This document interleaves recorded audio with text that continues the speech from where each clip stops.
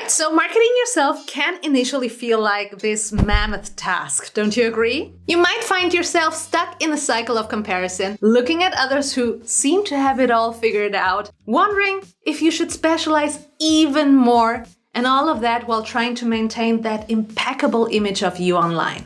But let's hit the pause button here for a moment, because there is more to personal branding than just having a perfectly polished veneer. And so what I observed over these last few years is that the main reason people abandon marketing themselves is because of unrealistic expectations, really. They just get super overwhelmed by maintaining that perfect image everywhere and get frustrated by focusing too much on numbers. But I'm here to tell you today that building your personal brand actually doesn't have to be so complicated. It can even be a quite fulfilling journey, to be honest. And so today I'll be counting down on 3 of the most common myths around starting a personal brand. And stay tuned till the last one, because I think it will resonate a lot with you. Number 3, building a personal brand has to be easy and quick. So if you ever caught yourself measuring your start against someone else's highlight reel, remember, every big name started with small and humble beginnings. There's one small habit that genuinely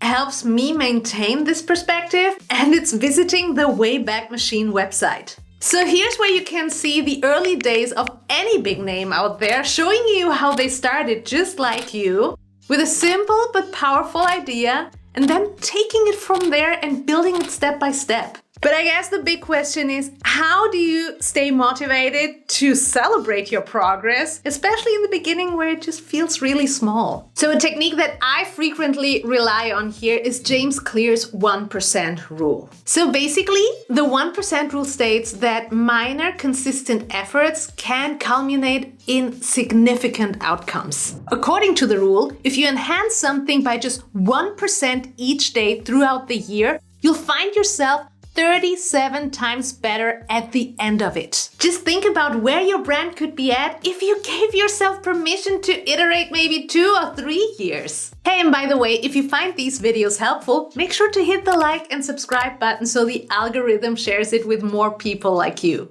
Myth number 2, I need to hit those big numbers right away. Okay, let's dismantle this one, because I know it has been holding back a lot of people. Taking a page from Seth Godin's playbook here, focusing solely on numbers is a very risky mistake, because it'll lead you to focus more on quantity than quality. And the reality is, when you're too focused on hitting those big numbers fast, you will be ignoring the richer and deeper relationships you should be building with your audience. Plus, it also creates a space where people only kinda engage with what you have to say, but the real heartfelt message will get lost or watered down. Brand building isn't about reaching a huge audience fast. It's about creating strong bonds with the people who really matter. And just as a small experiment to show you how easy it is to lose perspective on this, here's a picture of what 100 subscribers, 1,000 subscribers, and 10,000 subscribers actually look like in real life. So let's stop worrying about hitting those big numbers for a while and create a space where real connection can happen. All right, let's move on to myth number 1. I need to be everywhere to make an impact. Okay, so the digital space is buzzing, and with each new platform coming out every year, it can feel like a race to claim your spot all the time. But the truth is that, especially in the beginning, we have to steer our boat away from the crowded waters to a serene spot where fish are abundant. The first person who would put this into a concept was Chris Anderson. He calls it the long tail.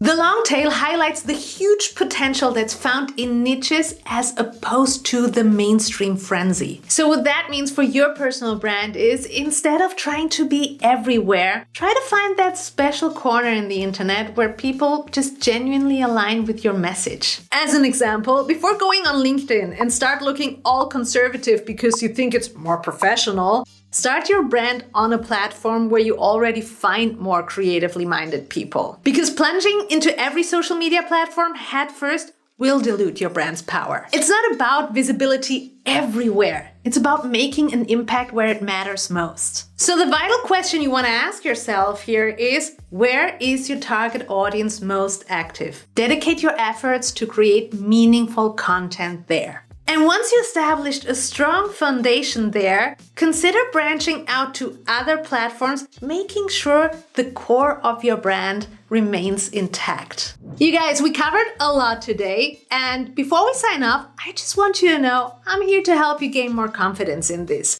So whatever question you might have regarding personal branding, let me know in the comments below or send me a message on Instagram. And if you want to learn more right away, check out this playlist right here.